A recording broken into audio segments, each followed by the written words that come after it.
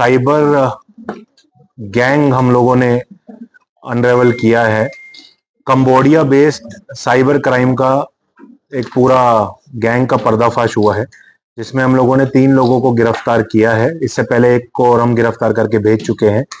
इन लोगों का modus operandi क्या है? ये लोग कंबोडिया से कॉल सेंटर चलाते हैं, जो चाइनीज और दूसरे देश के लोग ऑपरेट करते हैं। इंडियंस वहां काम करते हैं।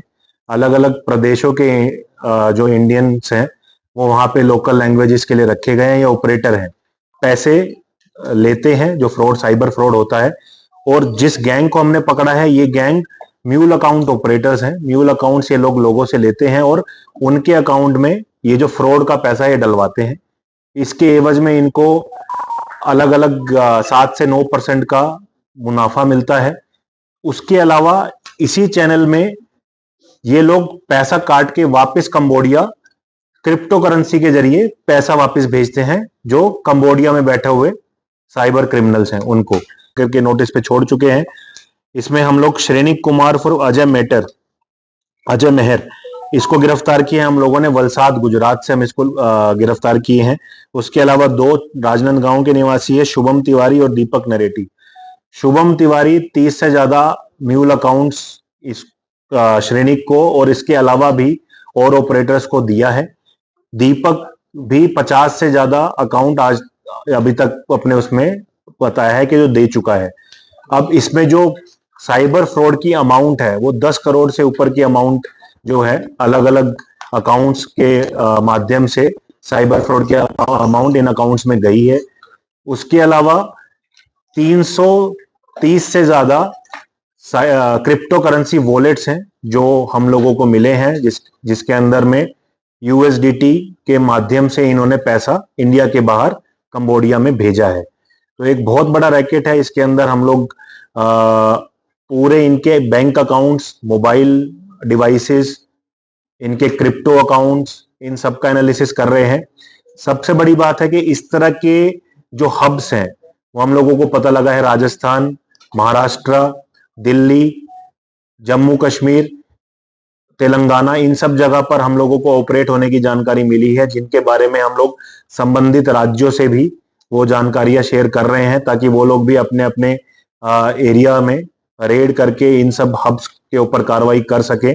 और इन अकाउंट्स की जानकारी भी हम लोग उनके साथ शेयर भी मिले हैं, उनको भी हम साइबर लैब में भेज के उसका भी एनालिसिस करा रहे हैं, उसकी इमेजिंग भी हम लोग करवा रहे हैं। तो ये केस के बारे में मोटा मोटा था। इसी के साथ में लास्ट में एक अपील अलग से कर भी देंगे। आप सब लोगों से भी अपील है, देखिए अभी तक एक मेंटेलिटी थी, एक टेंडेंसी थी कि हम म्यूल अकाउंट होल्डर को या म्यूल अकाउंट ओनर को हम विक्टिम मानते थे कि गरीब लोग हैं और 1-2 हजार या 500 रुपए के छोटे से लालच में, क्योंकि गरीब होते हैं, अपने अकाउंट दे देते हैं। इस केस में जब हम लोगों ने एनालाइज किया है, 30,000, 35,000, 75,000, 1.5 लाख इस टाइप के अमाउंट्स लेके लोग अपने अकाउंट्स बेच रहे हैं। कॉर्पोरेट अकाउंट्स के रेट ज्यादा हैं, जितनी ज्यादा लिमिट होती है उतने ज्यादा पैसे इन लोगों को म्यूल अकाउंट के लिए मिलते हैं और वो आगे अकाउंट ओनर को देते हैं। सेविंग जैसे छोटे अकाउंट में भी 30 से 35,000 ये लोग पैसा देते हैं। इसके साथ में जो पैसा निकलता है उस पैसे का परसेंटेज भी डिवाइड होता है। 0.5%, 0.25%, 1% से लेके 3% तक का पैसा ये लोग अकाउंट होल्डर और ये जो हम लोगों ने जिनको पकड़ा है म्यूल जो ब्रोकर्स हैं, म्यूल अकाउंट ब्रोकर्स, इनको देते हैं। तो एक बहुत बड़ी चेन है। करोड़ों रुपए का पैसा इन लोगों के द्वारा फ्रॉड से मिला है, उसको अलग अलग अकाउंट में भेज के अलग अलग माध्यम से वो कैश, एटीएम से कैश निकालना, बैंक से चेक के माध्यम से निकालना, आईएमपीएस के माध्यम से निकालना, पेमेंट गेटवेज के थ्रू उसको कैश कराना, इन अलग अलग माध्यम से ये लोग पैसा निकाले हैं। बेसिक मतलब है कि अकाउंट आपका है, फ्रॉड मैं कर रहा हूं, इनके अकाउंट से फ्रॉड निकाल करके पैसा आपके अकाउंट में डाला, लेकिन आपके पास नहीं है वो पैसा क्योंकि आपका अकाउंट आपने बेच दिया है या कैसे भी करके उनके पास है, तो उन्होंने पैसा निकाला। उसको कुछ केस में पता होता है, कुछ केस में पता भी नहीं होता है कि उसके अकाउंट के साथ क्या गतिविधि हो रही है। तो एक बहुत बड़ा ये रैकेट है और इसका जो, इसलिए केस बहुत इंपॉर्टेंट है और इसके बारे में हमने भारत सरकार को भी अवगत कराया है और संबंधित जो राज्य हैं उनको भी हम लोग अवगत करा रहे हैं। जैसा कि मैंने आपको बताया, जो अभी एनालिसिस में अभी तक दिखा है 10 करोड़ की, क्योंकि अभी तक हम लोगों को जितनी इंफॉर्मेशन रिट्रीव हुई है, बाकी अकाउंट्स की इंफॉर्मेशन जब निकालेंगे तो और भी पता लगेगा।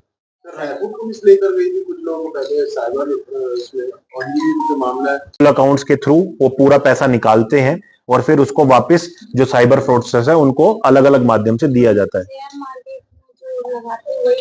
ये अलग अलग माध्यम से चलता है, जैसे आप लोग जानते हैं ओटीपी फ्रॉड से शुरू होता है, फिर जैसे मैंने बताया इस केस में ये लोग इन्वेस्टमेंट फ्रॉड से करते हैं कि इन्वेस्ट और म्यूल अकाउंट में कैसे भी पैसा डाल के और फिर उस म्यूल अकाउंट से उसको कैश निकाल के फिर कैश को क्रिप्टो करेंसी में कन्वर्ट करना। बैंक जैसे हैवी अमाउंट आता है तो होल्ड पर, इनमें से बहुत सारा पैसा होल्ड पे भी गया है। देखिए ये जो पूरा चेन समझ में आ रहा है, इस चेन को समझने के लिए हम लोगों को एनसीसीआरपी जो पोर्टल है I4C का, भारत सरकार का, और समन्वय जो पोर्टल है उसके माध्यम से भी हमें बहुत सारी जानकारी मिली है। इनके ही अकाउंट्स में जो 10 से ज्यादा ऐसे एनसीसीआरपी पोर्टल की शिकायत ऑलरेडी रजिस्टर्ड है, काफी पैसा इसमें ब्लॉक भी हुआ है। जो अकाउंट्स इन्होंने प्रोवाइड किए हैं उनमें से काफी सारे अकाउंट्स ऑलरेडी ब्लॉक में चल रहे हैं। हम लोग आपको जो बता रहे हैं कि इन लोगों के माध्यम से वो हो रहा था।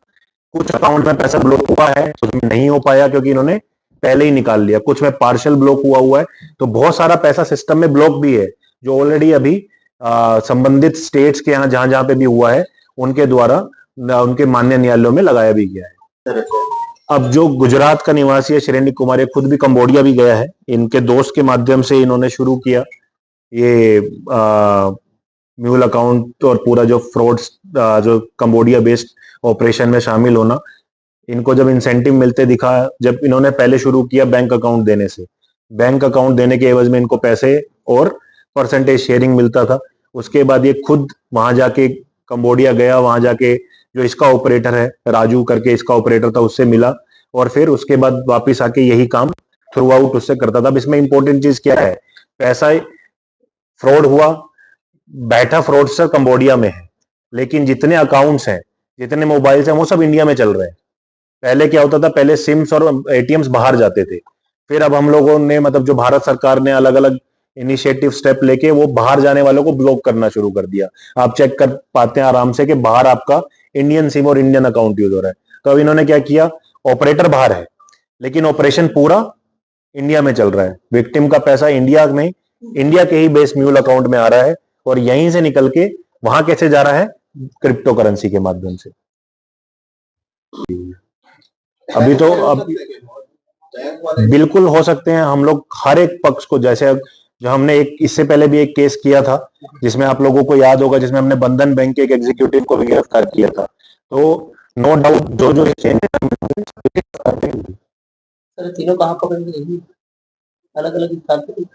हाँ मतलब तीनों, जैसे श्रेणी को हम लोग वलसाड से पकड़ के लाए हैं, शुभम डोंगरगढ़ का रहने वाला है और दीपक नेरेटी जो है वो मोहारा का रहने वाला है।